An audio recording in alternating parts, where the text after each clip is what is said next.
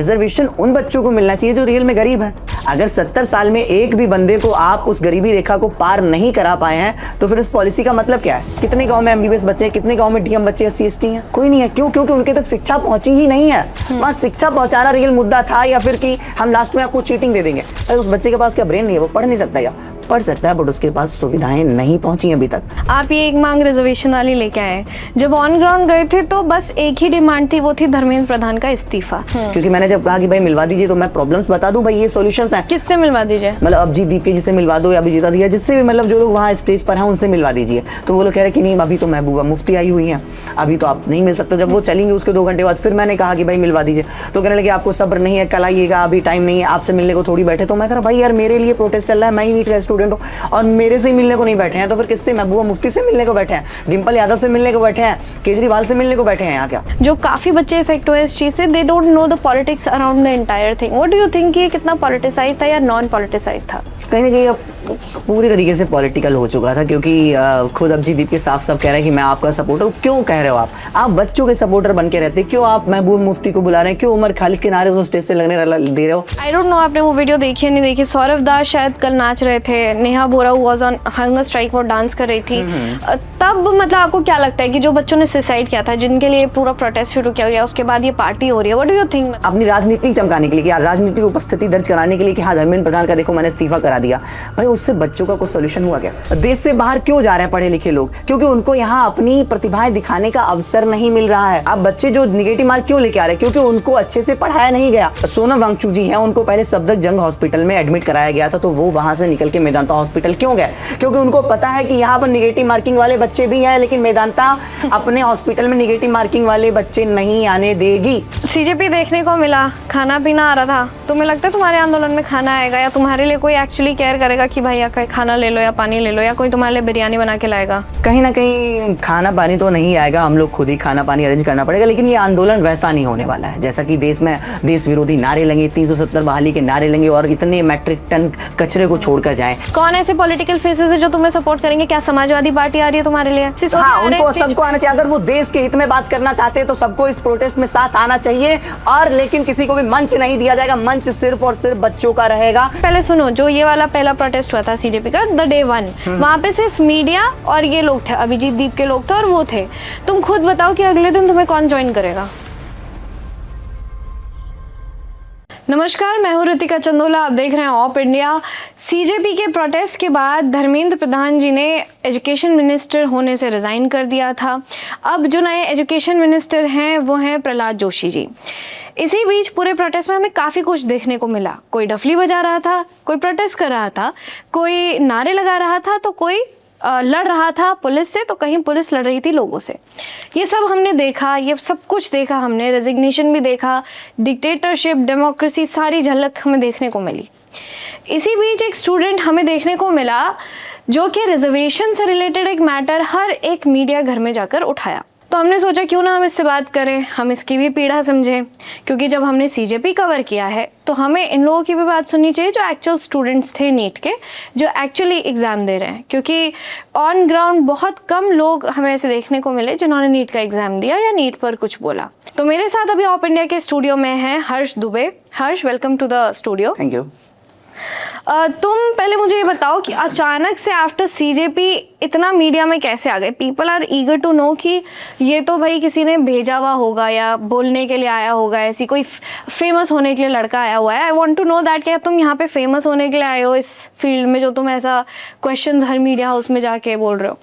देखो, प्रॉब्लम क्या है कि जब इंसान के अंदर खुद की प्रॉब्लम होती है तो किसी ना किसी दिन वो बाहर आ ही जाती है। जैसे कि मैंने 2024 में भी प्रोटेस्ट किया था, तो उस प्रोटेस्ट को कोई सपोर्ट करने नहीं आया, क्योंकि सबको लगा ये छोटे छोटे से बच्चे प्रोटेस्ट कर रहे हैं, क्या सपोर्ट करें, क्या मुझे मीडिया वेट मिलेगा, क्या ही कवरेज मिलेगा, क्या ही मैं इस पर राजनीति कर पाऊंगा। कोई सपोर्ट करने नहीं आया। तो वहीं से थोड़ा बहुत मीडिया में पहले से ही मेरा नंबर वगैरह था, तो उन लोगों ने मुझे कॉल किया कि शिव अरोड़ सर की मीटिंग है, आ जाइए। तो बाय द वे मुझे शाम को इवनिंग में कुछ काम पे जाना था। मैंने बाई चांस मेरा प्लान बना कि चलो चले ही जाते हैं, क्या ही हो जाएगा। तो मैं चला गया वहाँ। तो वहीं बात चली थी कई सारे टॉपिक्स पे। तो जब कोई बंदा एक चीज़ से बार बार रह जाता है, जैसे मेरे 2023 में 565 मार्क्स आए थे, जितने मार्क्स पे छत्तीसगढ़, एमपी, कई सारे स्टेट में जनरल कैटेगरी के बच्चे को ही कॉलेज मिल गया था और मुझे नहीं मिला था। मतलब अब तक तो मेरी एमबीबीएस कंप्लीट होने को होती, और मुझे तब कॉलेज नहीं मिला, तो हर बार मैं कहने गया, फिर 627 मेरे मार्क्स आए, फिर वो लीक हो गया 2024 में, फिर मैं आंदोलन पे बैठा। तो जब बार बार एक ही चीज से रह जाता बंदा, तो उसके अंदर भरा होता है, वो किसी ना किसी दिन निकल जाता है वो। तो मैंने सीधा बोल दिया कि भाई आप रिजर्वेशन पे कभी बात क्यों नहीं करते हैं? रिजर्वेशन पे भी एक टॉपिक है भाई, इस पे भी तो बात किया जाए। रिजर्वेशन उन बच्चों को मिलना चाहिए जो रियल में गरीब है। जो बच्चा, अगर रिजर्वेशन किस लिए बनाया गया था कि कुछ लोग जो है वो गरीबी रेखा के नीचे, कुछ लोग गरीबी रेखा के ऊपर, उनको भी उनके साथ लाया जाए। 70 साल में क्या कुछ लोग भी इस गरीबी रेखा को पार नहीं कर पाए?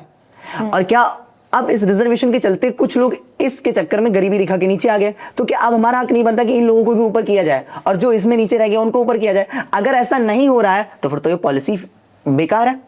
अगर 70 साल में एक भी बंदे को आप उस गरीबी रेखा को पार नहीं करा पाए हैं, तो फिर इस पॉलिसी का मतलब क्या है?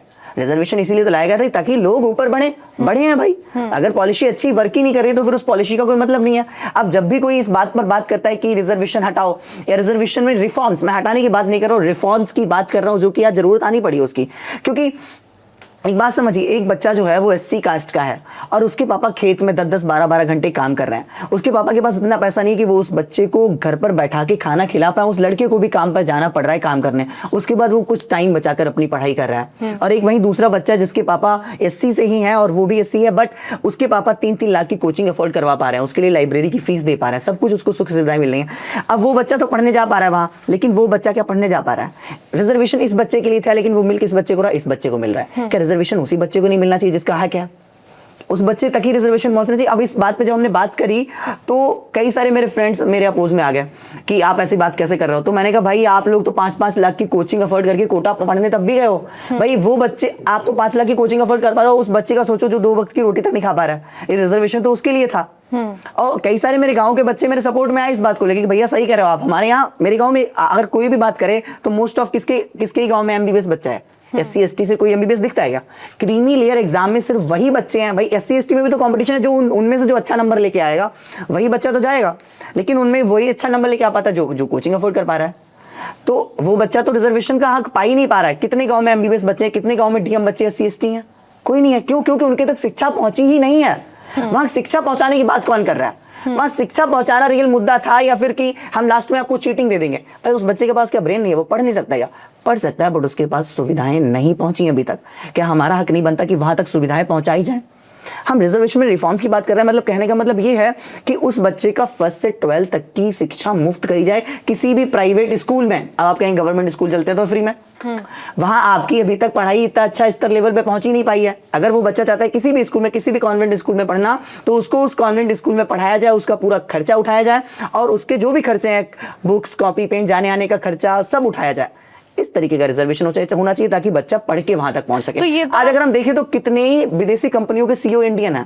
क्यों? क्योंकि हम यहाँ घोड़े को गधा बनाने में लगे हैं, घोड़े के पैर बांध दे रहे हैं कि भाई तू भी धीमे धीमे चलेगा।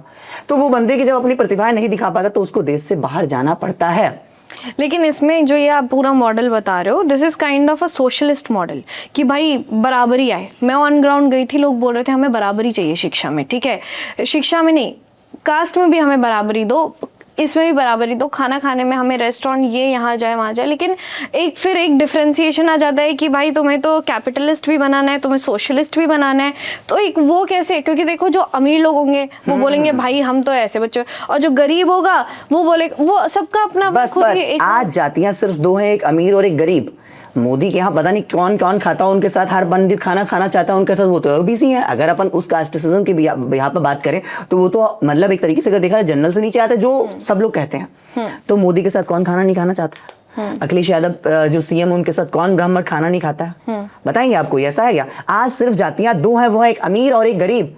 तो गरीब के लिए रिजर्वेशन है, अमीरों के लिए नहीं। उस समय जातियों में थोड़ा सा मतभेद था। अब उस मतभेद को बनाने का रीजन रियलिटी में कौन था? तो वो रियलिटी में थे अंग्रेज, क्योंकि उन्होंने हमारे ऊपर 150 साल तक राज्य की और हमारी संस्कृति को बिगाड़ा और लोगों के अंदर ऐसी भावनाएं भर दी कि हमको उसको सुधारना नहीं चाहिए। सिर्फ राजनेता आते हैं और अपनी राजनीति चमकाकर निकल जाते हैं कि आज हमको अपने देश को बनाने के लिए जो भी गलतियां हुई हैं पुराने टाइम में, क्या उनको सुधारना नहीं चाहिए? क्या हमें अपने नेशन को बिल्ड करने के लिए निगेटिव मार्किंग वाले बच्चों को डॉक्टर बनाना चाहिए? अब वो निगेटिव मार्क क्यों लेके आ रहे हैं? क्योंकि उनका शुरुआती शिक्षा अच्छी नहीं रही है। अगर उनको पढ़ाया जाता, क्या वो निगेटिव मार्क लेके आते? उनको शुरुआत में पढ़ाया ही नहीं गया। क्या हमारी दायित्व तो नहीं बनता कि उनको पढ़ाया जाए और वो अच्छे नंबर लेके आए? तभी तो देश सर्वोपरि बनेगा। तो देश को अगर ऊपर उठाना है तो हमें रिजर्वेशन में रिफॉर्म्स की बात करनी पड़ेगी। आप ये एक मांग रिजर्वेशन वाली लेके आए, जब ऑन ग्राउंड गए थे तो बस एक ही डिमांड थी, वो थी धर्मेंद्र प्रधान का इस्तीफा। लेकिन आप स्टूडेंट हो, आप बताओ कि जेन्युइन प्रॉब्लम्स क्या है जो स्टूडेंट्स फेस करते हैं? हाँ, जेन्युइन प्रॉब्लम ये इस्तीफा, चलो ठीक है, अकाउंटेबिलिटी तय होने के लिए सब लोग कह रहे थे, ठीक है, बट उससे क्या सॉल्यूशन आएगा? सॉल्यूशंस क्या था? जैसे कि अगर बात करें हम नीट के बच्चों की, तो नीट का बच्चा जो है वो फिजिक्स केमिस्ट्री बायोलॉजी बहुत अच्छे से पढ़ता है और वो मोस्ट ऑफ क्लास का टॉपर बच्चा होता है, और तो वो नीट में घुस जाता है, वो कहता है मैं तो निकाल दूंगा, और लेकिन वो एग्जाम बाई द वे किसी भी रीजन से उसका उस दिन खराब चला गया, मान लो उसको सब आता था फिर भी उसको नींद नहीं आई, या उसका जाने के टाइम उसकी बहुत एंजाइटी होगी, कुछ भी प्रॉब्लम रहा हो, तो वो उसका एग्जाम अच्छा नहीं गया, तो वो क्या सोचता है, चलो मैं कोई दूसरा एग्जाम दे दूंगा, क्योंकि मुझे तो सब कुछ आता है, मोस्ट ऑफ आता है, मैं तो हमेशा क्लास का टॉपर रहा हूं। लेकिन जब वो एग्जाम्स खगालता है तो उसे कोई ऐसा सिलेबस का एग्जाम ही नहीं मिलता जो फिजिक्स केमिस्ट्री बायोलॉजी बेस्ड हो।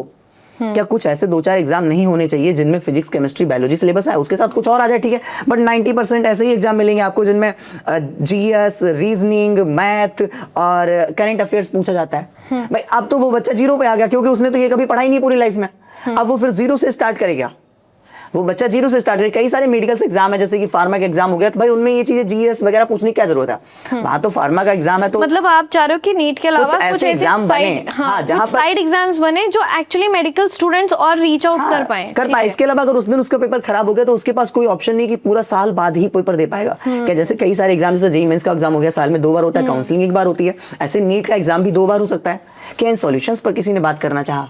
बच्चे सुसाइड क्यों करते हैं? उनके पास कोई ऑप्शन ही नहीं दिखता है, तो उसे दिखता है सोसाइटी ऑप्शन दिखता है, क्योंकि उसने उसमें सब कुछ लगा दिया जो भी था उसके अंदर, मतलब उसने सारी मेहनत, उसने सारी सेविंग्स, सारी फैमिली की वैल्यू, सब कुछ दांव पर लगा होता है। जब बच्चा नीट की तैयारी करता है, उसका पूरा परिवार मतलब एक तरीके से उसमें फेस कर रहा होता है, उसने सब कुछ उसमें लगा दिया। आज उसके पास हाथ क्या रहा है कि उसका ना तो नहीं निकला है और कोई दूसरा ऑप्शन भी नहीं उसके पास। मुझे ये पूछना है कि जो ये बच्चों ने सुसाइड किया था, इनमें से कोई जनरल कास्ट से भी था? मतलब कई सारे जनरल कास्ट के थे, कई सारे जनरल, हर कास्ट के थे। भाई बच्चा जो मेहनत करेगा उसका सिलेक्शन नहीं हो रहा है, उसको कोई दूसरा रास्ता भी नहीं दिख रहा है। कोई बंदा ऐसे सुसाइड नहीं कर लेता। भाई एक बंदे के पास पीछे बैकअप, उसका बिजनेस चलता है, सब कुछ अच्छा है, वो सुसाइड थोड़ी करेगा। उसने तो नीट का पेपर दे दिया, निकल गया, अच्छी बात नहीं निकला, अपना बिजनेस देखेंगे, उसको वैसे ही अपना बिजनेस देखना था। वो बच्चा सुसाइड करता है जिसके पास कोई दूसरा ऑप्शन ही नहीं बचता, उसे दिखता है कुछ है ही नहीं मेरे पास। यहाँ पे कभी आपको ऐसा लगा कि आप मतलब you have given so many attempt of the exam, मतलब कभी डिप्रेस फील हुआ हो, या कभी ऐसा हुआ हो यार ऐसा हुआ है? कई बार मैं खुद उस प्रेशर से गुजर चुका हूँ,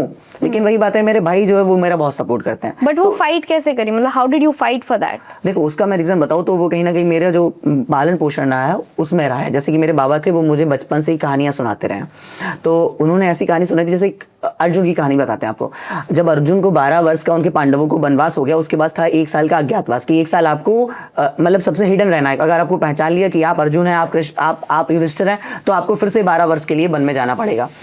तो लास्ट डे था वनवास का, अज्ञातवास का, उसी दिन युधिष्ठिर को, उसको दुर्योधन को पता चल जाता है कि ये लोग यहाँ छिपे हुए हैं, तो वो वहां जाते हैं अपनी सेना लेके कि इनको तो ढूंढ लेंगे, 12 साल का फिर से इनको बन रहेगा और हम तो राज्य करेंगे। तो अर्जुन उनसे फाइट करने जाते हैं, क्योंकि अर्जुन के पास ही धनुर्विद्या, अच्छी विद्या थी, तो वो उनसे फाइट करने जाते हैं। तो उनसे फाइट करने जाते हैं, तो वो सोचते हैं कि अगर आज हमने इनसे फाइट करी तो क्या हो जाएगा, तो प्रूव हो जाएगा कि ये अर्जुन है, क्योंकि उसको पशुपतास्त्र चलाना पड़ेगा, जो कि सिर्फ और सिर्फ अर्जुन के पास है। बाकी जिनके पास भी वो उसी पाले में खड़े हुए हैं, जैसे कि भीष्म पितामह हो गए, जैसे कि उनके गुरु द्रोणाचार्य हो गए, जो वो अस्त्र है उस अस्त्र का काट सिर्फ अर्जुन के पास है, और जिनके पास भी दुनिया में वो उसी पक्ष में खड़े हुए हैं, तो सीधा प्रूव हो जाएगा कि ये अर्जुन है। तो अर्जुन सोचता है अगर मैं इस अस्त्र को चला दूंगा तो मैं प्रूव हो जाऊंगा, मैं अर्जुन हूं, मुझे 12 वर्ष का वनवास मिलेगा, और अगर मैं इस अस्त्र को नहीं चलाता हूं तो मेरी मौत हो जाएगी और मेरे भाई लोग कल राजमहल में पहुंच जाएंगे। लेकिन वो क्या सोचता है कि मुझे मरना गवारा नहीं है, मैं फिर 12 वर्ष का अज्ञातवास ले लूंगा, और उस अस्त्र को चला देता है। लेकिन तब तक समय समाप्त हो जाता है, मतलब वो टाइम पीरियड था वो समाप्त हो जाता है, पता चलता है कि अर्जुन है। लेकिन जब वो बंदा ये सोच सकता है कि मुझे अपनी फैमिली के साथ स्टैंड रहना है, भले ही क्यों ना 12 साल का मुझे वनवास फिर हो जाए, तो मुझे तो 1 साल ही खराब हुआ है। तो अगर अपने Do you have some motivation to give to the students to not fall down? अगर कभी भी लाइफ में कुछ वो होता है, बिल्कुल कुछ ना कुछ कहीं ना कहीं कुछ ना कुछ कभी ना कभी अच्छा हो ही जाएगा, तो वो सब होता है। मतलब how a student should actually behave in a way, मतलब obviously suicide and other things are very big problem, there are issues definitely, मतलब I don't deny कि लोगों को depression anxiety नहीं होता है, but there are ways to to fight from it. Maybe there are ways. मैं कहूँ कहीं ना कहीं कंपटीशन इस लेवल का पहुंच चुका है कि लोग अपनी लाइफ को छोड़ के, मतलब जीना छोड़ के, और उस कंपटीशन में इतने तरीके से घुस जाते हैं कि वो फिर ये सोचते हैं हम उसके बाद ही जिएंगे, और जब वो होता नहीं तो वो फिर लगता है कि अब तो लाइफ ही खत्म है बिल्कुल, कि ना तो मुझे तो लाइफ इसके बाद स्टार्ट ही करनी थी, अभी तक तो मैं सिर्फ पढ़ाई में लगा था। कहीं ना कहीं मेरा कहना है कि आप पढ़ाई करिए बट साथ साथ जीते भी रहिए, मतलब कुछ टाइम फैमिली के साथ स्पेंड, कुछ टाइम फ्रेंड्स के साथ स्पेंड करो, ताकि भाई लाइफ है भाई, पता किया तुम उस टाइम तक पहुंचे, उसके बाद तुम्हारा लास्ट डे हो, तो तुमने लाइफ जी तो कभी यही नहीं सिर्फ कंपटीशन में घुस रहे। मेरा कहना है कहीं ना कहीं लाइफ जियो, जो मैंने अपने से मतलब फील किया कि भाई लाइफ जीते रहना चाहिए नॉन स्टॉप, साथ साथ में पढ़ाई करते रहो, तो कहीं ना कहीं तुम अच्छी पढ़ाई भी कर पाओगे, क्योंकि तुम उस समय जब पढ़ाई कर रहे होते तो मैंने ये फेस करा है कि अगर आप किसी से बोलते चालते थे तो वो 1-2 घंटा तुम वैसे ही माइंड उधर ले जाते हो कि मैं किसी से बात नहीं करता हूँ, ये नहीं, तो वो अगर तुम उसके बजाय लोगों से मिल लो उस 1 घंटे में, तो तुम डिस्ट्रैक्ट भी नहीं होगे पढ़ाई से और तुम लाइफ जीते भी रहोगे, तो सुसाइड का अटेम्प्ट कम हो जाता है। जैसे बच्चा जब उसका एग्जाम निकलता है वो सोचता है मैं नए दोस्त बनाऊंगा, पुराने दोस्त टूट जाते हैं, अब उसके पास लगता है दोस्ती भी नहीं है और मैं किसी कॉलेज में जाने काबिल भी नहीं है जहां मैं दोस्त बनाता ना, कुछ है ही नहीं मेरे साथ, तो उसको लगता है मैं अकेला रह गया दुनिया में बिल्कुल, तो वो सुसाइड अटेम्प्ट करता है। रियलिटी है ये, क्योंकि मैं उस फेज तक जा चुका हूँ, मैं उस फेज से आके वापस आया हूँ। ठीक, मैं ये पूछना चाहती हूँ कि आप सीजेपी के प्रोटेस्ट में गए थे, मैं आपसे मिली थी, मैंने आपको देखा था, आप काफ़ी जगह जा रहे थे and you were trying to go to the stage also. I tried to cover you, लेकिन आप बहुत भीड़ में थे तो आप अचानक से गायब हो गए थे मेरे सामने से। बट आफ्टर बिफोर दैट जब आप जा रहे थे अंदर, सो आप क्यों जा रहे थे? I want to know that. मतलब मैं यही बात करना चाह रहा था कि आप लोगों को बहुत सारा फेम मिला है और आपकी बात कहीं ना कहीं सरकार सुनना चाहती है, बट आपके पास मुद्दे नहीं है कि क्या रियल प्रॉब्लम्स है। क्या है? मैं नीट स्टूडेंट। मतलब आप क्या है? Is that CJP? Is that the stage? नहीं, मैं सिर्फ और सिर्फ एक मतलब स्टूडेंट कि भाई अगर मेरी प्रॉब्लम वहां सुनी जा रही तो शायद मैं वहां जाऊं, मेरी प्रॉब्लम सुनी जाएंगी, बट वहां प्रॉब्लम मेरी सुनी नहीं गई, क्योंकि मैंने जब कहा कि भाई मिलवा दीजिए तो मैं प्रॉब्लम्स बता दूं, भाई ये सॉल्यूशंस हैं। किससे मिलवा दीजिए? मतलब अभिजीत दीप के जिससे मिलवा दो या अभिजीता दिया, जिससे भी मतलब जो लोग वहाँ स्टेज पर हैं उनसे मिलवा दीजिए, तो वो लोग कह रहे कि नहीं अभी तो महबूबा मुफ्ती आई हुई है, अभी तो आप नहीं मिल सकते। जब वो चलेंगे उसके 2 घंटे बाद फिर मैंने कहा कि भाई मिलवा दीजिए, तो कहने लगे आपको सब्र नहीं है, कल आइएगा, अभी टाइम नहीं है, आपसे मिलने को थोड़ी बैठे। तो मैं कह रहा भाई यार मेरे लिए प्रोटेस्ट चल रहा है, मैं ही नीट का स्टूडेंट हूँ और मेरे से ही मिलने को नहीं बैठे हैं, तो फिर किससे? महबूबा मुफ्ती से मिलने को बैठे हैं, डिंपल यादव से मिलने को बैठे हैं, केजरीवाल से मिलने को बैठे हैं यहाँ क्या? नहीं, ये तो काफ़ी हद तक देखने को मिला कि पॉलिटिशियंस ज़्यादा स्टेज पर दिख रहे थे इंस्टेड ऑफ स्टूडेंट्स।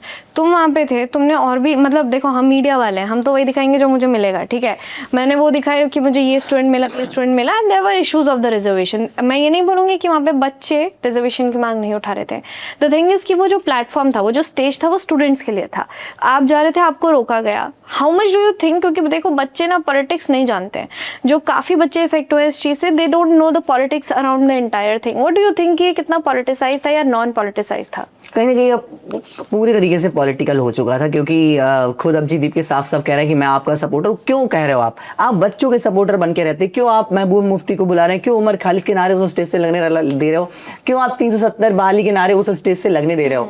आप सिर्फ बच्चों की बातें करते, सारे बच्चों की प्रॉब्लम्स को फाइंड करते और सरकार के सामने रख देते कि भाई ये प्रॉब्लम्स है, आपको इतना कुछ सही करना है, और उसके सॉल्यूशंस भी बच्चों को पता है, क्योंकि जिसपे बीतती है उसे पता है कि भाई ऐसा ना होता तो ये इसका सॉल्यूशन है, तो वो आपको सॉल्यूशन भी बताता। बल्कि आप नीट नहीं बल्कि हर एग्जाम की प्रॉब्लम्स को फाइंड करते और सरकार के सामने रख देते कि भाई आपको ये सही करना है।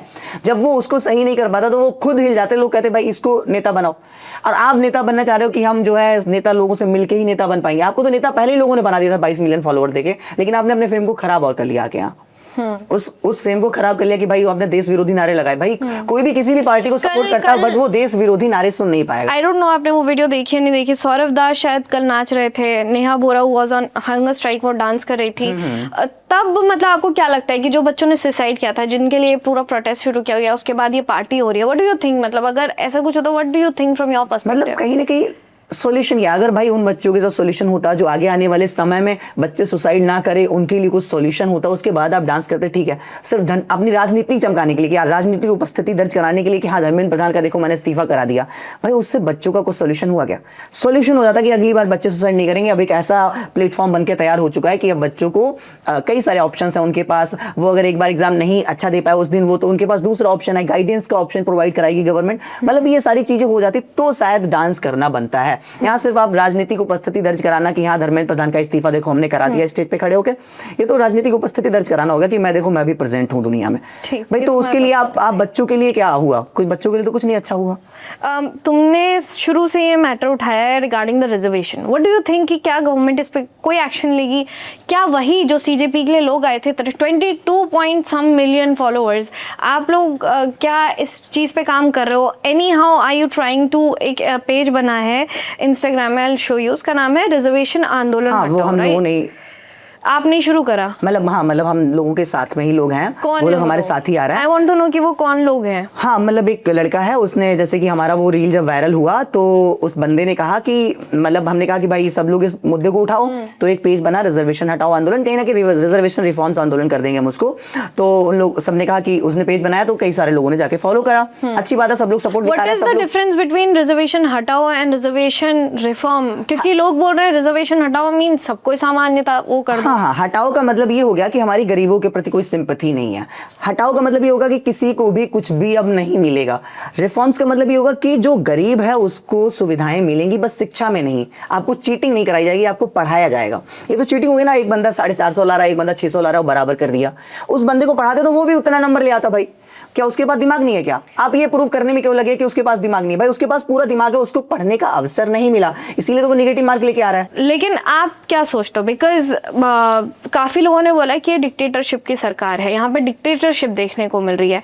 इतनी डिक्टेटरशिप है, मुझे लगता है आपको नहीं सुना जाएगा। कहीं ना कहीं अगर देश का देखो भला चाहते हैं सब लोग, चाहे अपोजिशन हो, चाहे सत्ता पक्ष हो, चाहे सीजेपी हो, कोई भी हो, अगर देश के हित में बात करेंगे तो सबको साथ आना पड़ेगा इस आंदोलन में, क्योंकि हम देश के हित की बात कर रहे हैं। जैसे कि देश से बाहर क्यों जा रहे हैं पढ़े लिखे लोग? क्योंकि उनको यहाँ अपनी प्रतिभाएं दिखाने का अवसर नहीं मिल रहा है। हाँ। और जो अब बच्चे जो निगेटिव मार्क क्यों लेके आ रहे हैं? क्योंकि उनको अच्छे से पढ़ाया नहीं गया। अगर हम अपनी हेल्थ सिस्टम को 140 नंबर से पहले नंबर पे लाना चाहते हैं तो हमको वहां रिजर्वेशन हटाकर बच्चों को पढ़ाकर वहां तक ले जाना पड़ेगा, ना कि हम चीटिंग कराते रहेंगे। तो हमारा देश कभी भी हेल्थ सिस्टम में फर्स्ट नंबर पे नहीं आ पाएगा, बल्कि आ सकता है। प्रतिभाएं हैं सबके अंदर, वो अपनी जाहिर कैसे करें जब उनको पढ़ाई नहीं गया? एक बंदा निगेटिव मार्क लेके क्यों आ रहा है? क्योंकि उसको शुरुआती शिक्षा अच्छी नहीं मिली। अब वहीं अगर देखें हम तो जो सोनम वांगचुक जी हैं, उनको पहले सफदरजंग हॉस्पिटल में एडमिट कराया गया था, तो वो वहां से निकल के मेदांता हॉस्पिटल क्यों गए? क्योंकि उनको पता है कि यहाँ पर निगेटिव मार्किंग वाले बच्चे भी हैं, लेकिन मेदांता अपने हॉस्पिटल में निगेटिव मार्किंग वाले बच्चे नहीं आने देगी।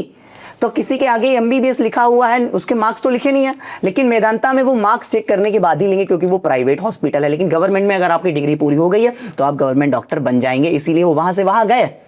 अगर डॉक्टर तो वही है, एमबीबीएस की डिग्री तो जो मेदांता में काम कर रहे हैं most of doctors government college से पढ़ के ही आए, क्योंकि गवर्नमेंट कॉलेज की अहमियत ज्यादा है।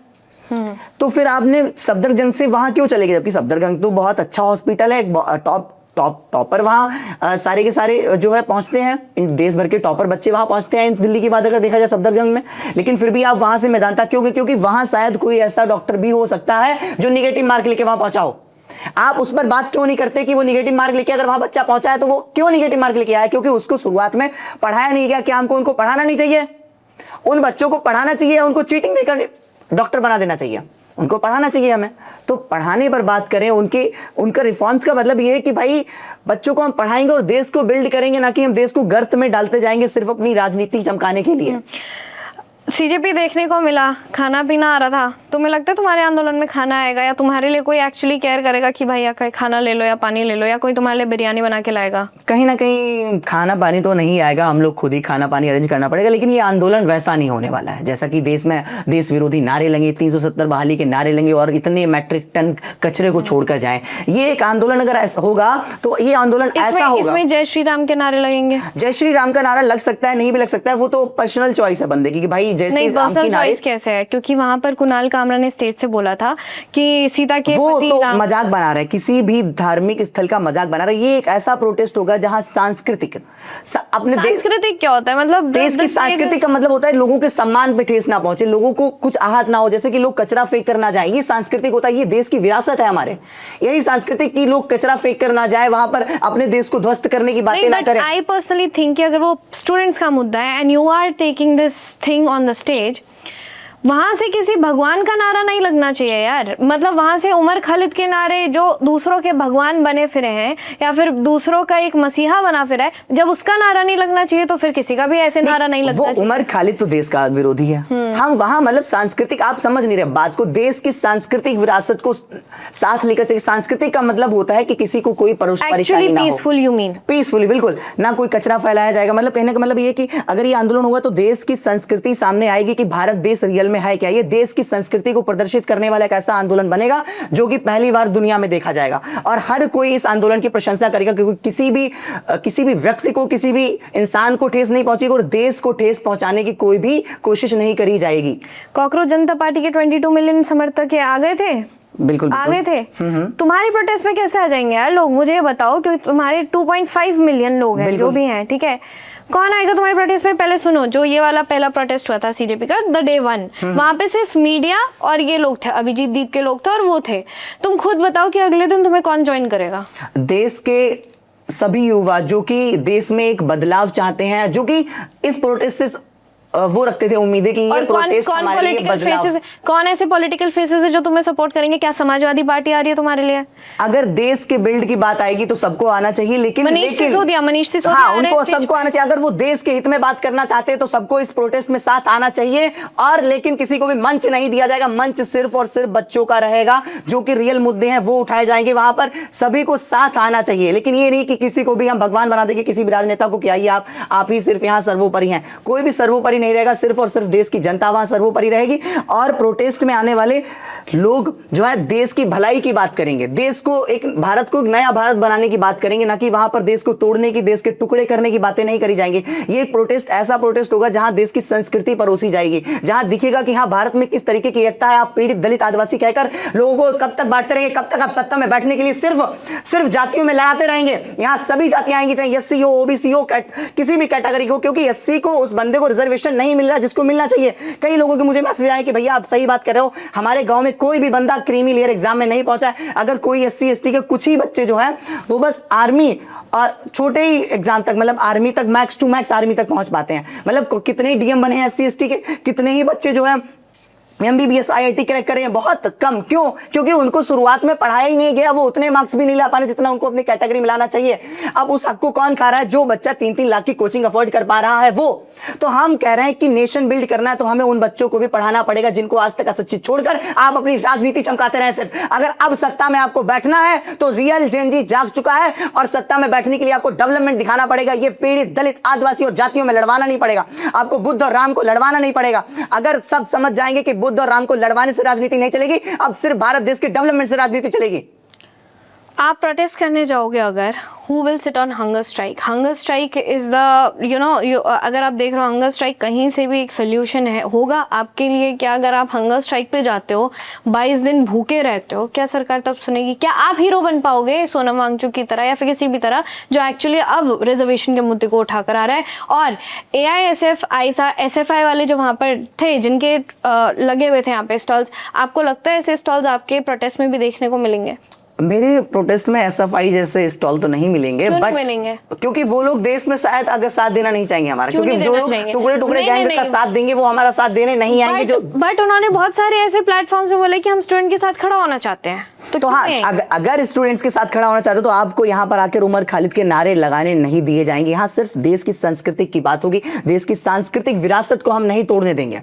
सांस्कृतिक विरासत है, सब में साथ रहना चाहिए, सब जातियों को साथ रहना चाहिए। कोई भी जाति मतभेद नहीं है कि मतलब सब में प्रेम भाव होना चाहिए। देश की जो रियल संस्कृति है उसको हम खो दिए हैं।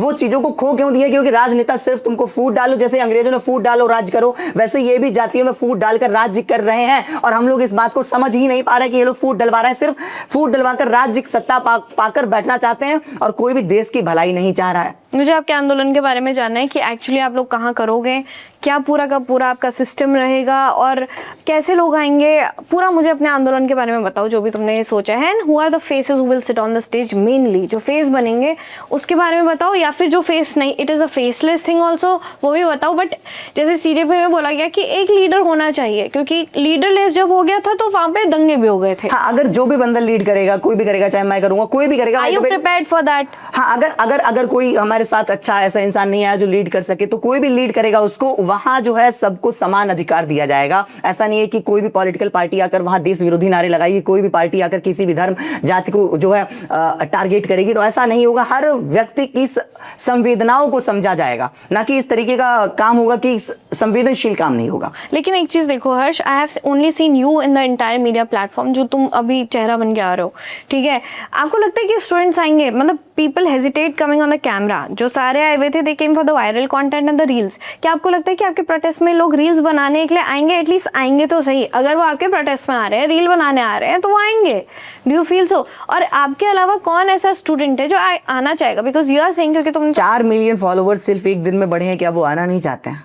सब आएंगे, सब आना चाहते हैं, सब अपने देश को बढ़ता हुआ देखना चाहते हैं। सिर्फ सरकार में बैठे हुए लोग ही इस तरीके की राजनीति करते हैं। मैं सच अगर बोलूं तो हम जब अभी डिबेट में जाते हैं तो सब लोग आपस में लड़ते हैं वहां, और जब हम बाहर आकर चाय पीते हैं साथ में, तो हम अगर उस पर क्वेश्चन करें तो हमें मूर्ख बताते हैं कि जो बंदा डिबेट के बाहर बात करे उसको मूर्ख समझते हैं, इन बातों पर बात नहीं करते। तो ये लोग सिर्फ कैमरा पर ही लड़ते हैं, उसके बाद साथ में ही सब चाय पीते हैं। ये हम खुद देख रहे हैं, खुद डिबेट में जा के ये चीज देख रहे हैं, और खुद कह रहे हैं लोग हमसे कि वो डिबेट तक ही रहता है, बाकी तो ये तो वो लोग पीछे सब साथ में मिलकर सिर्फ आपको पीड़ित, दलित, आदिवासी इस तरीके की सत्ताओं में, जनरल, ओबीसी सब में लड़ाकर और खुद राज्य करना चाहते हैं। चाहे कोई भी सत्ता में बैठे, दोनों लोगों को सिर्फ सत्ता में बैठना आता है। जातियों में लड़वाकर डेवलपमेंट की बात नहीं करते हैं, देश के नेशन बिल्ड कैसे हो उसकी बात नहीं करते। क्या नेशन बिल्ड निगेटिव मार्किंग वाले बच्चों से होगा? मैं उनको पढ़ाया क्यों नहीं जा रहा? मैं बस इस प्रश्न को कर रहा हूं कि भाई उनको पढ़ाया क्यों नहीं जा रहा? उनकी अगर शुरुआती शिक्षा अच्छी रहती, क्या वो निगेटिव मार्क लेके आते हैं? उनको पढ़ाओ। मेरा इसमें सवाल है, क्योंकि आज शायद आप जंतर मंतर जा रहे हो परमिशन लेने। Are you going there? हाँ, मैं आज नहीं कल परमिशन लेने के लिए जाऊंगा। आप कल परमिशन लेने के लिए जाओगे। बट क्या आपको लगता है कि इतनी सारी मीडिया जो देखने को मिली, जिन्होंने बोला कि हम तो बड़े न्यूट्रल हैं जी, हम तो सीजेपी कवर कर रहे हैं जी, हम तो हर एक आदमी की आवाज आप तक पहुंचा रहे हैं जी, आपके पास पहुंचाई जाएगी उन्हीं मीडिया घरों से? अगर वो रियल में न्यूट्रल है, तो वो जरूर पहुंचाएंगे, क्योंकि चाहे किसी का भी प्रोटेस्ट हो उनको तो आना ही पड़ेगा।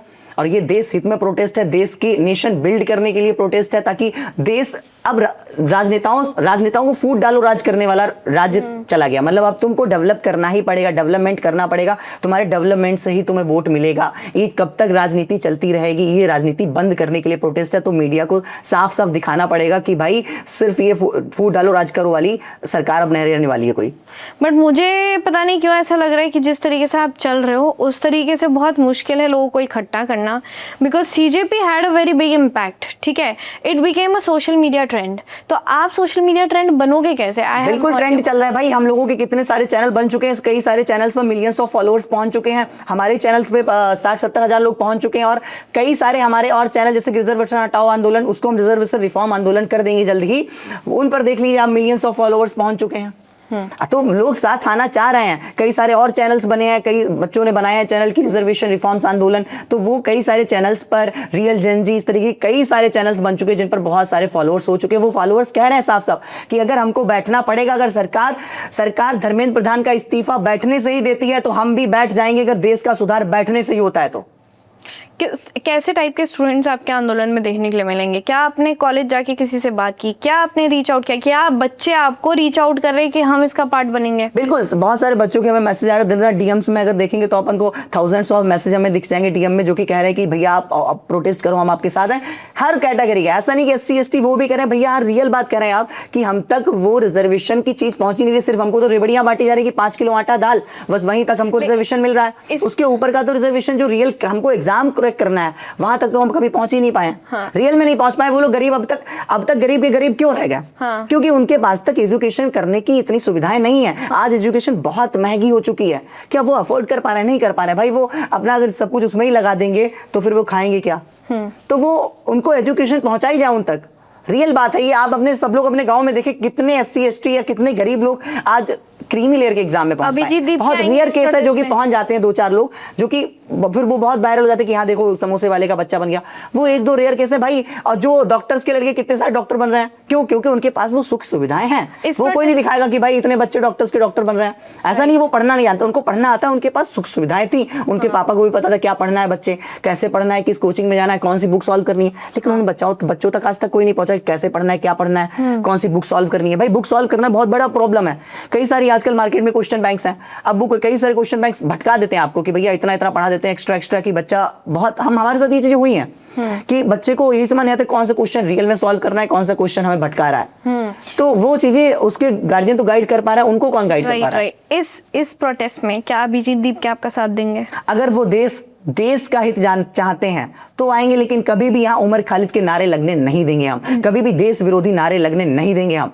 किसी भी सीजेपी के मेंबर ने आपको मैसेज करने की कोशिश की या फिर किसी ने बोला कि हम इसका पार्ट बनना चाहते हैं? कोई भी नहीं, अभी तक किसी का भी ऐसा मैसेज नहीं आया। अगर आएगा तो हम बात करेंगे उनसे। अभी तक किसी का भी, मैं सीजेपी प्रोटेस्ट से किसी का भी मैसेज नहीं आया। किसी भी मिनिस्टर ने बोला कि हम आपका इसमें साथ देंगे? नहीं, मिनिस्टर ने भी, किसी ने भी नहीं बोला है। सिर्फ कुछ इन्फ्लुएंसर, कुछ मतलब क्रिएटर लोग जैसे कि जिनके 2-2, 4-4, 5-5 मिलियन फॉलोवर्स है, वो लोग साथ आ रहे हैं कि हाँ भैया आप करें, हम आपके साथ हैं। लेकिन अभी तक किसी मंत्री या उन लोगों ने रीच आउट हमें नहीं किया है। तो इसके बारे में और आप क्या कहना चाहोगे, क्योंकि हम पॉडकास्ट हम ऑलमोस्ट एंड में ही पहुंच जाएंगे इसके। आप मुझे बताओ कि इसका क्या आप मार्गदर्शन रखोगे, और दूसरा ये है कि स्टेज पे कितने दिन टिक पाओगे तुम, जैसे सीजेपी इतने दिन टिक पाई है? बिल्कुल, हमारे साथ रहने वाले लोग कई कई दिन तक टिक लेंगे। अगर बात करें तो हमारी संस्कृति में सिंपल सा उपवास रहने का नियम है, जो कि कई कई दिनों तक उपवास रख लेते हैं लोग।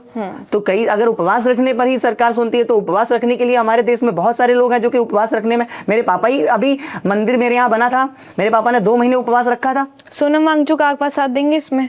अगर देश हित में बात करना चाहते हैं तो उनको साथ देना चाहिए। अगर देश विरोधी रहना चाहते हैं, सिर्फ निगेटिव मार्किंग वाले बच्चों को गवर्नमेंट हॉस्पिटल में छोड़कर और वहां सिर्फ नॉर्मल जनता इलाज करा, हम तो मेदांता में इलाज करा सकते हैं। वो देश विरोधी नहीं है, वो सोनम वांगचुक की अभी अच्छी इमेज है। हाँ, तो मैं कह रहा हूँ अगर वो साथ देना चाह रहे हैं तो वो जरूर आए, हम उनका स्वागत करेंगे हर किसी का। लेकिन यहाँ कभी भी वो नारे नहीं लगने देंगे जो कि सीजेपी प्रोटेस्ट से लगे। उन नारों को कोई नहीं लगा सकता। मतलब ये नारे तुमने सुने हैं ऑन ग्राउंड? बिल्कुल सुने हैं भाई, अभी लिखे हुए देखें, अभी तक लिखे हुए हैं दीवारों पर।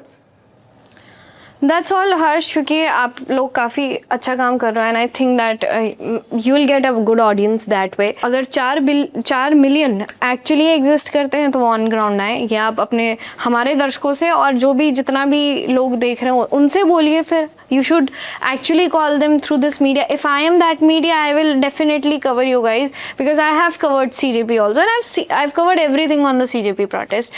तो जो आपके fault होंगे मैं वो भी दिखाऊंगी, और जो आपके questions होंगे मैं वो भी दिखाऊंगी। I will question you in that way, and if you prove to be a good at this education system में अगर तुम चेंज लाओगे, then we'll definitely cover you as a media. I promise that अगर आपका ये protest सही चलता है, अगर नहीं भी चलता है, will show you that people that also, because I have seen CJP on the first day, CJP on the last day, CJP on 20th July.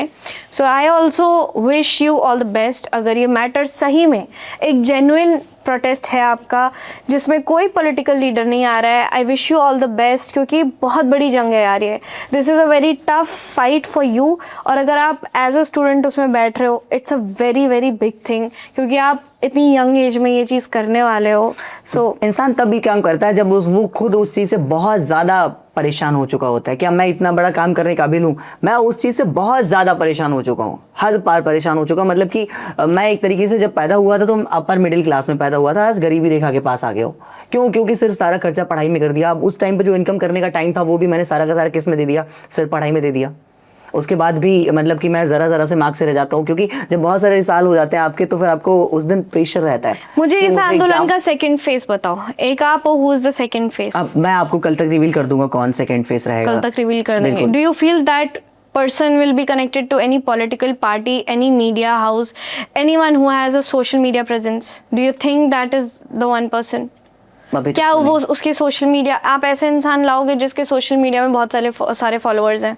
नहीं, बिल्कुल नहीं। जो लोग नॉर्मल लोग जो भी है सब लोग साथ आएंगे, मतलब सोशल मीडिया में जिनके फॉलोअर्स है वो भी साथ आए, दैट्स गुड। बट जो भी नॉर्मल लोग हैं, हर बंदा सेम लेवल पे रहेगा। कोई भी ऐसा नहीं है कि जो बंदा सोशल मीडिया बहुत ज़्यादा पॉपुलर है वो ज़्यादा आगे चलेगा और जो बंदा के सोशल मीडिया में कम फॉलोअर्स है वो पीछे रहेगा। हर बंदे की प्रॉब्लम है, हर बंदा अपनी प्रॉब्लम्स को शेयर कर सकता है, हर मीडिया पर जा सकता है, हर जगह हर प्रॉब्लम को उठा सकता है। मैं तो कहता हूँ हर लोग आए, सब लोग मीडिया बाइट दें, ताकि क्योंकि मीडिया ही ऐसा है जो कि हमारी बात को सरकार तक पहुंचा सकता है कि भाई रियल में प्रॉब्लम चल रही है। Have you applied in any college अपने रिजल्ट आने के बाद? Are you going for that also? हाँ बिल्कुल, कॉलेज जाएंगे। पॉलिटिक्स में आने की सोचिएगा? नहीं, पॉलिटिक्स का ऐसा कभी नहीं रहा है। नहीं सोचिए कभी पार्ट टाइम प्रोटेस्टर बनने का सोचा है? नहीं भाई, जिंदगी भर पढ़ाई में लगे रहे, कुछ इधर उधर का सोच ही नहीं। बट जब तुमने कभी जीवन में प्रोटेस्ट नहीं करे, करोगे कैसे?